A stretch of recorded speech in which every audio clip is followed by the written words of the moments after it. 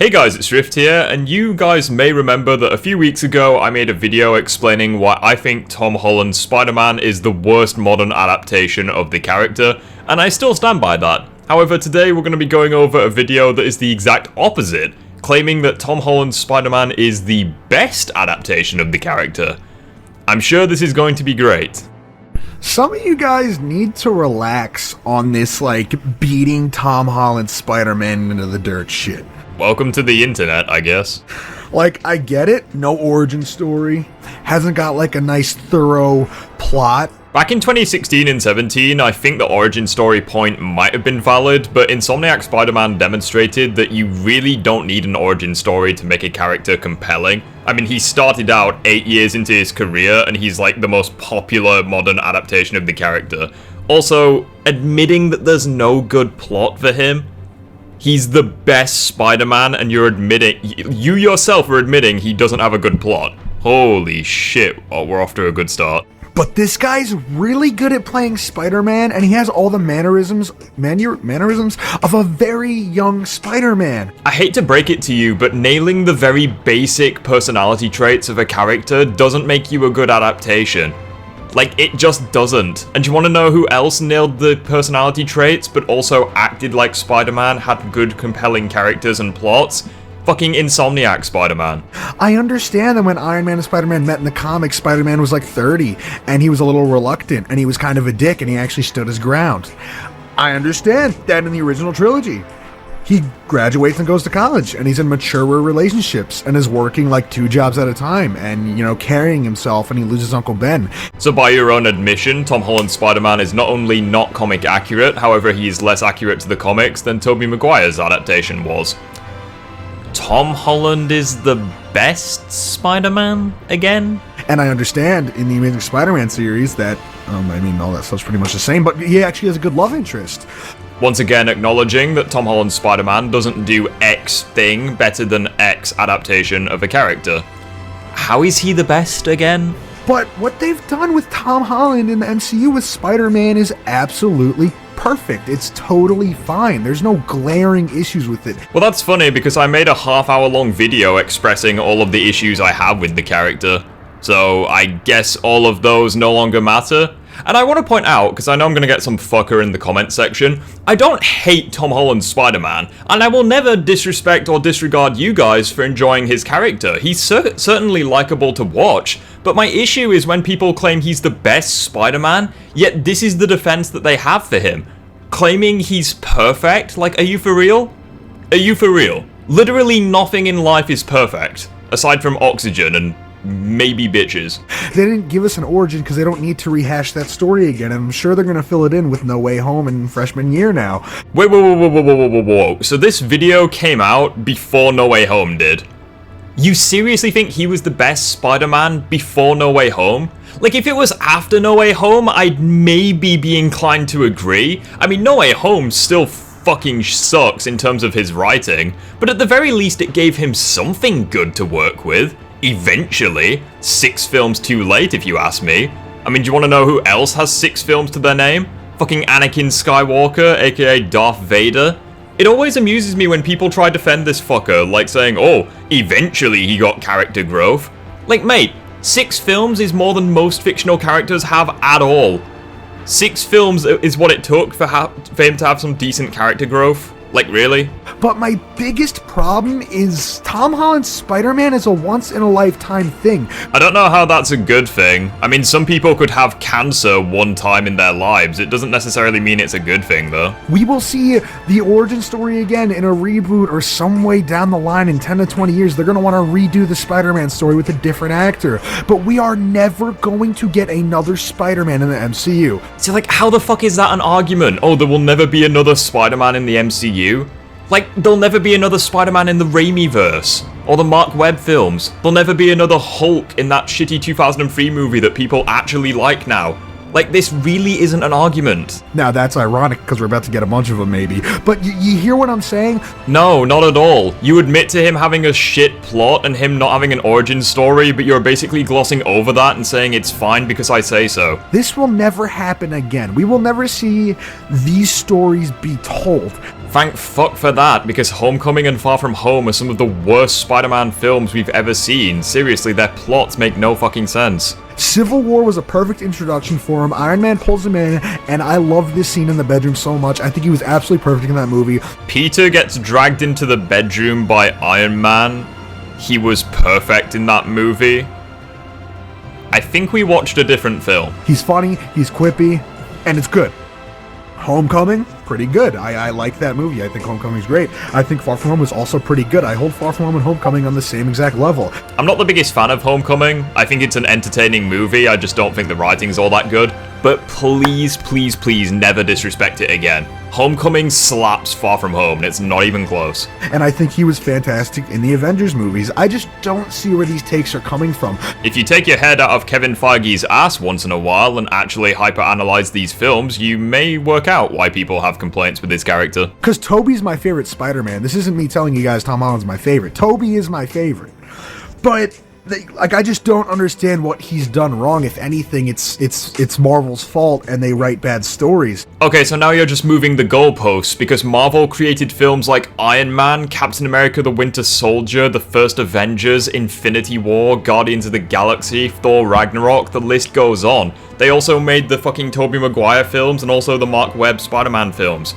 Like, you can't just shift the goalposts and defend your favorite sticky twat just because, like, oh, Marvel make bad stories. Like, what? What? So, like, what is this defense? You're basically saying, oh, nothing Marvel makes is good, therefore Spider-Man having shit stories is excusable. Like, no, it isn't excusable. And this argument didn't even age well, because look at the Insomniac games. They have pretty good stories. Well, the first game and the Miles game did anyways.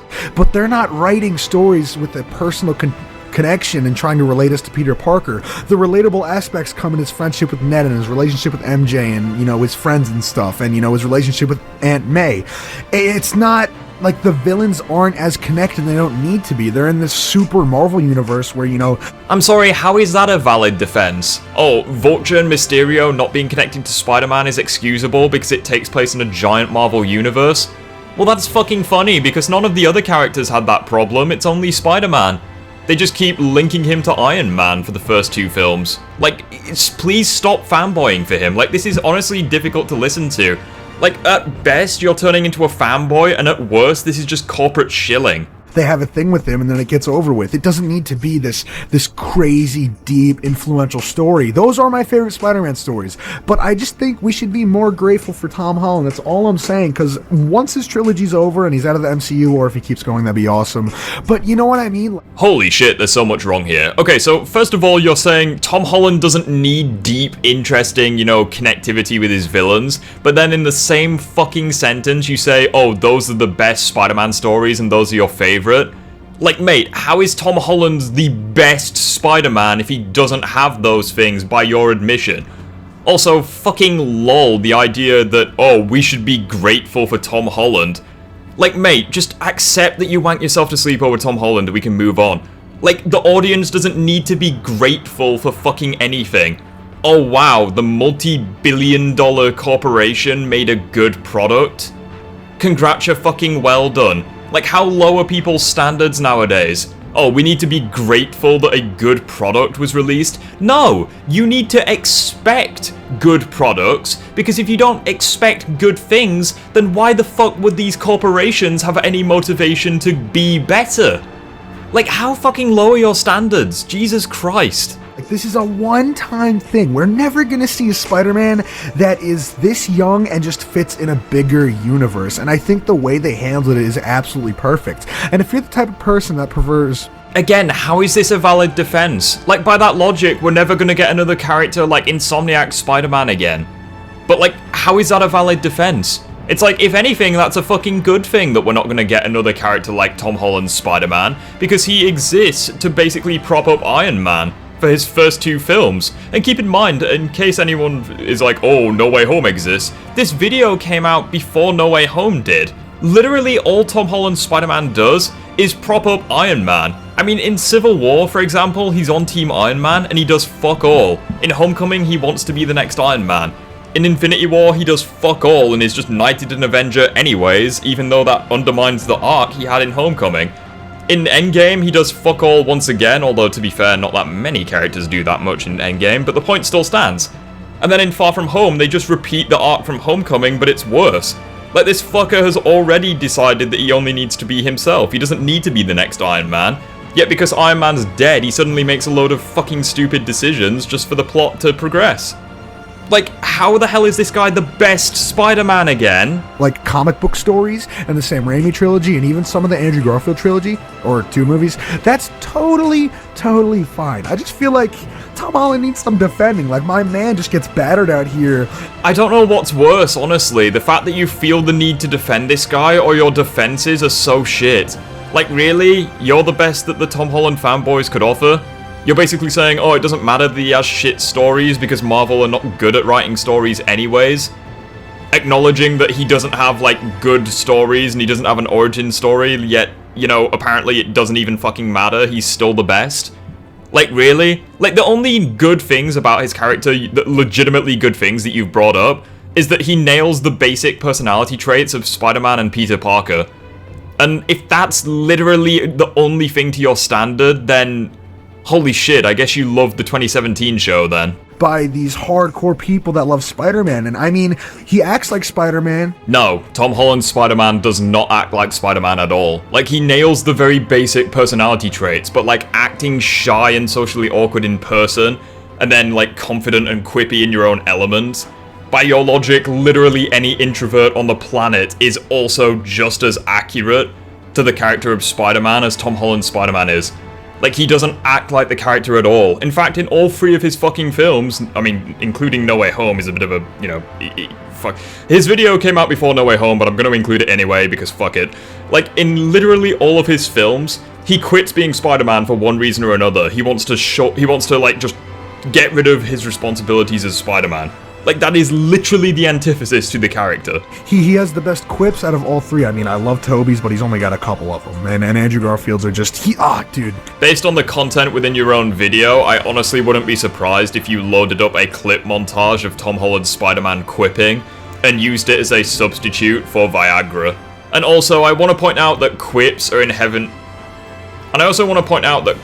are forms of humor, and humor is subjective, so why the fuck are we bringing it up in a discussion as to who is the best Spider-Man? Because best implies objectivity, favorite implies subjectivity, and you even admitted that Tobey Maguire's Spider-Man is your favorite, meaning that you are claiming Tom Holland is objectively the best. So why the fuck are you bringing in subjectivity to define objectivity? Go back to school. Andrew Garfield's accent when he's Spider-Man, I just don't like it. He sounds like a 30-year-old New Yorker. Whatever. Once again, subjectivity. Like, how is this relevant when we are discussing who the best Spider-Man is? But I just think Tom Holland's the perfect casting for an MCU Spider-Man. Like, I feel like it would have been weird if it was Tobey or Andrew or anyone else, and yeah, and you can say the exact same thing about Robert Downey Jr.'s Iron Man, or Chris Hemsworth's Thor, or Chris Evans' Captain America. The difference, however, is that they receive compelling stories, have good arcs, interactions with their own characters, and good chemistry. Especially between Iron Man and Steve Rogers in Civil War, because, you know, they're at conflict with each other. Like, all of these characters, you could argue, have perfect casting, but they actually have good stories to work off of. Like, perfect casting is not enough to justify a best adaptation. Especially since, once again, perfect casting is entirely subjective.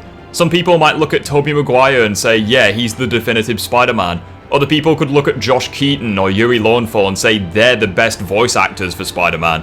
Like, this is entirely subjective. Why are you even bringing it up?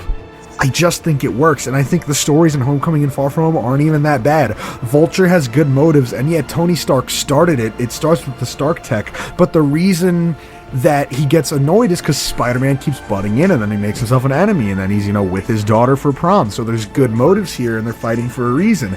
And I'm sorry, but I think you have a romanticized version of Homecoming in your head, because literally everything you just described is not in the film. Like, at best, Vulture threatens Peter's life once in the car, and then that's it. He stops caring about Peter after that. I mean, fuck, he doesn't even comment that Peter just ditched his daughter at fucking Homecoming. Like, he's just there quipping with him. He drops a fucking rooftop on Peter's head and then moves on as if nothing happened. Like, yeah, sure, he gets a little bit angry when Peter's at the plane, but then he knocks out Peter after the plane crashes and moves on as if nothing happened. Like, Vulture really doesn't give two fucks about Spider-Man. It'd be great if you guys could stop wanking this film. They give Vulture so much character development that he doesn't tell Scorpion who Peter Parker is or who Spider-Man is. I'm sorry, but what you are describing doesn't line up with the film we got. There is literally no good character development between them. I'm sorry, but that's just the way it is. The more believable reason of the two was because Peter was classmates with Liz. It would make Liz a target if he revealed Peter's identity. Like, you could 100% chalk this up to being a selfish motivation by Vulture. And I think that's great development. And, you know, Peter learns a lot in that movie. He starts out as a kid that's just begging Tony Stark for like, it's not affection, but he just wants the acceptance. He wants to be an Avenger. He wants that next mission. And by the end of the movie, he denies being an Avenger and he grows up. It's like everyone develops. Gotta love how you ignore 90% of Homecoming's content just to prove a point. Like acknowledging how there is literally no consequences for any of his actions. He unintentionally destroys the sandwich shop in Queens, yet nothing comes across for it. He gets detention and leaves, goes to the principal's office, gets off scot-free, ditches Ned at the party and no one cares, ditches Liz at Homecoming and no one cares. Like, I'm sorry, with how gossipy fucking teenagers were, and it wasn't that long since I was one of them in that scenario, I guarantee you, Peter would have never lived that moment down. People would have been constantly reminding him of it. I'm sorry, but it just doesn't seem believable, and that's not even factoring in sitting on the rooftop of fucking Liz's party without his mask on. Like, yeah, some responsible hero you are, dickweed. And also, I would like to point out that in the very next scene, or the very next film that we see Tom Holland's Spider-Man, Infinity War, the entire arc is undone. Like, he literally gets the Iron Spider suit anyways, and is knighted an Avenger by Stark anyways.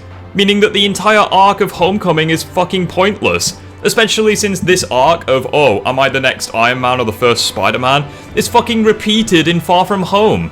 Like, you could literally skip Homecoming and nothing would change. At a nice steady pace, and people have a problem with it for some reason. My guy, if an overwhelming majority have a problem with something and you're in the minority, maybe you're just wrong at this. Like, seriously, take your head out of Tom Holland's arse once in a while and look at the bigger picture. He faces no repercussions in Homecoming. The only major repercussion is losing the suit, which, yeah, I get how that would suck, but at the same time, he shouldn't quit being Spider-Man because of it, because he was already Spider-Man for 6 months before he even got the Stark suit. Like, they try have their cake and eating it with that film, and it just doesn't make sense. I just don't get it. And I think Far From Home is another 1 in a million Spider-Man movie. We're never going to see him go to another country and fight Mysterio and do all this cool shit. Like, again, thank fuck for that. I'm glad we're not going to get another film like Far From Home, because it was a dumpster fire. Seriously, one of the worst Spider-Man films of all time. And yes, I know we're going to get some fuckers that are going to get annoyed at this, and that's totally fine. Enjoy Far From Home as much as you want. But you are in denial if you think the film, in terms of writing, is anything above a 4 out of 10.